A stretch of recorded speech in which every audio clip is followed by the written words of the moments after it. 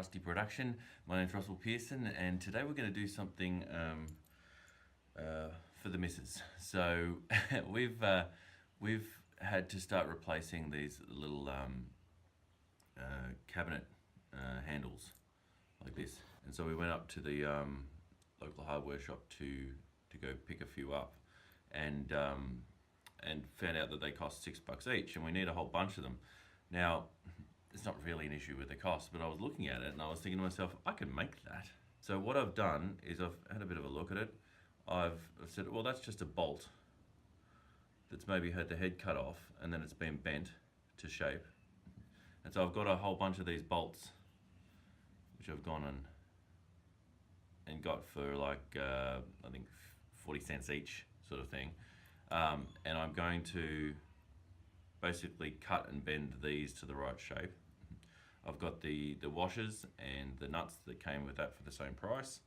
And I've got a long 2-meter piece of round stock, which is just a 6mm piece, just mild steel, just as a black stock.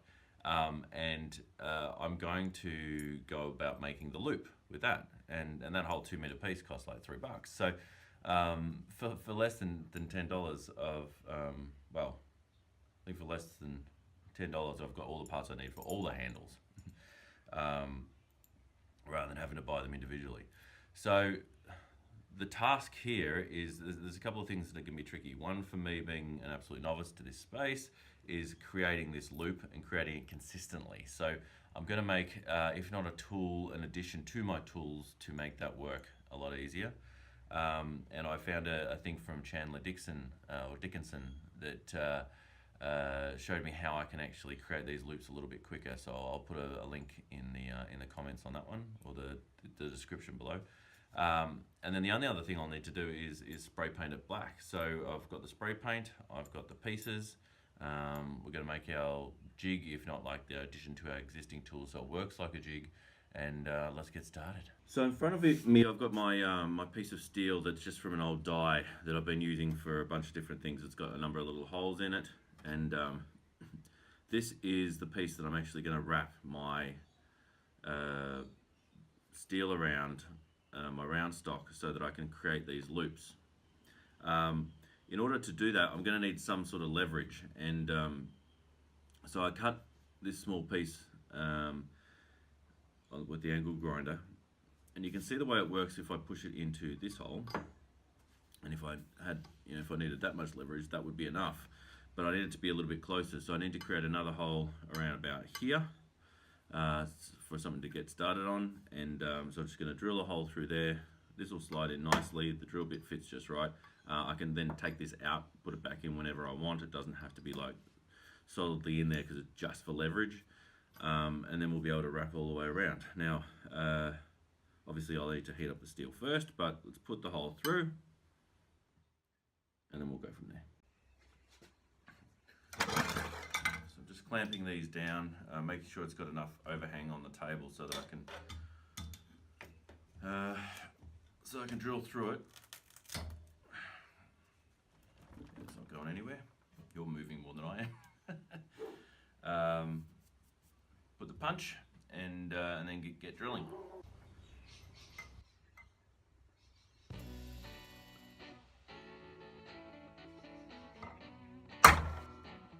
One of the things I've been doing is using this little ashtray, but putting oil in it, and that's what I've been using. I actually dip the drill bit into the oil and then back into the hole when I'm wanting to give it some lubrication.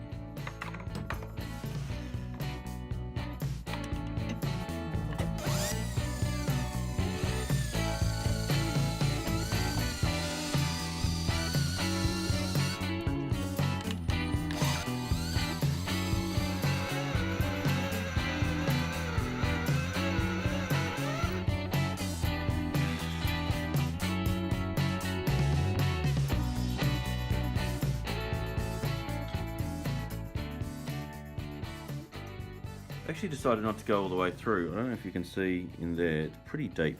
We're talking about probably half an inch deep in there already.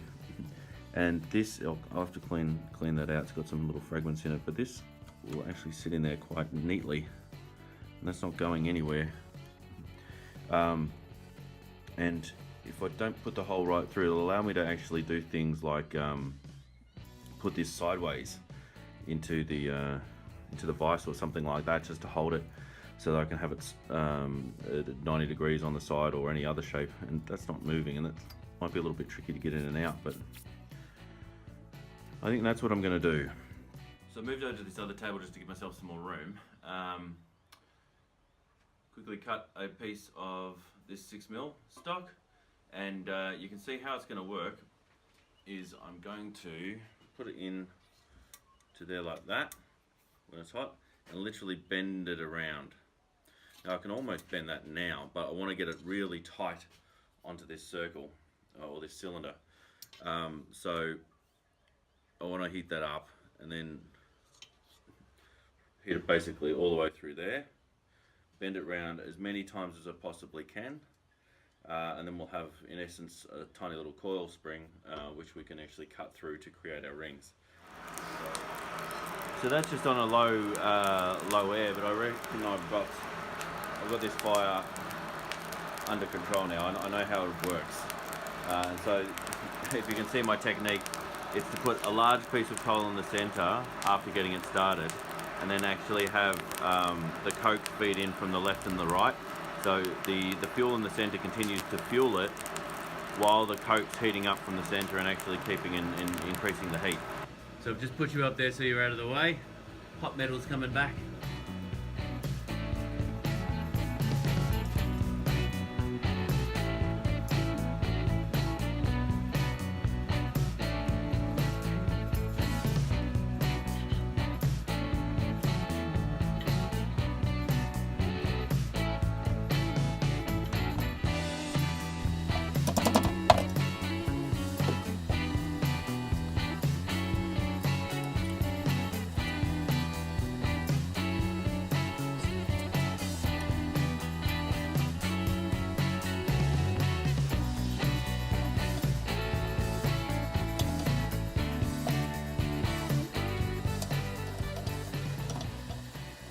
I might try doing a few first, and then I'll come back and make sure the technique's going to work all the way through. So let me get to the point where I can actually cut through these and then get them sort of set as rings. All right, we're going to cut through here. I'm trying to get the first part of a good loop, and this whole first the start of the metal actually is pretty rubbish. So hopefully I can get 3, maybe 4 out of this piece.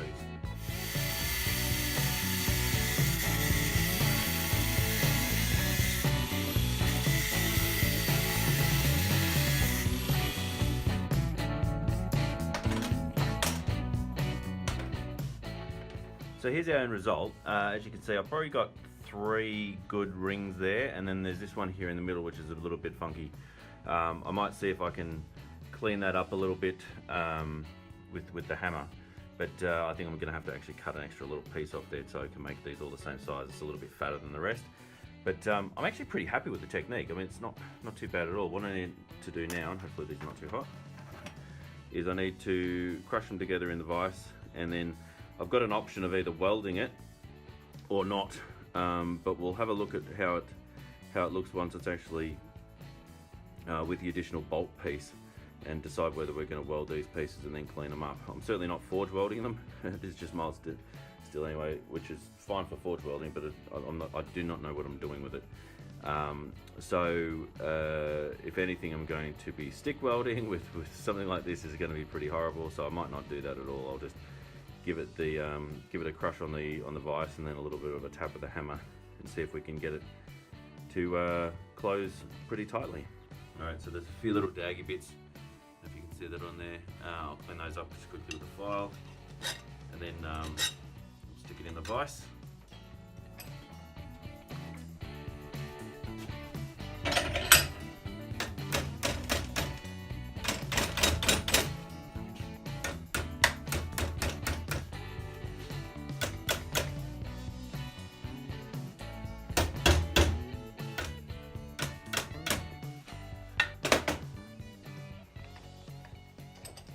Okay,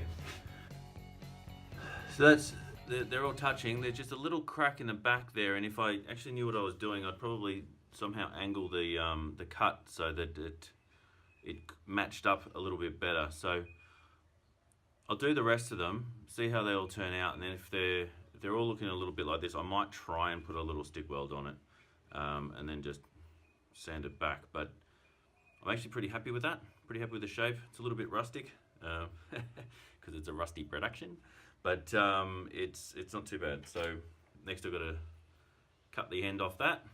Sorry, cut the head off the bolt, and then I need to bend it all round so that it holds onto the loop, and then I'll be painting it all black before we install. So I've decided I'll finish the rest of this in another video. Clearly this is another day. I've got a whole heap of loops that have been finished now, and I've been having some fun making the hook for the loop, and I will come back with that in another video. It ended up becoming a bit of an exercise, so that'll be coming shortly. Look, if you like what you're seeing here, if you're enjoying watching these videos, please like and subscribe. Hit that little bell so you're notified when I put a video out, but ideally I'm going to get one done each week for the meantime. And comment. Let me know if there's things I can be doing better. Clearly encourage me if I'm doing things right. But basically, until next time, thanks so much for watching.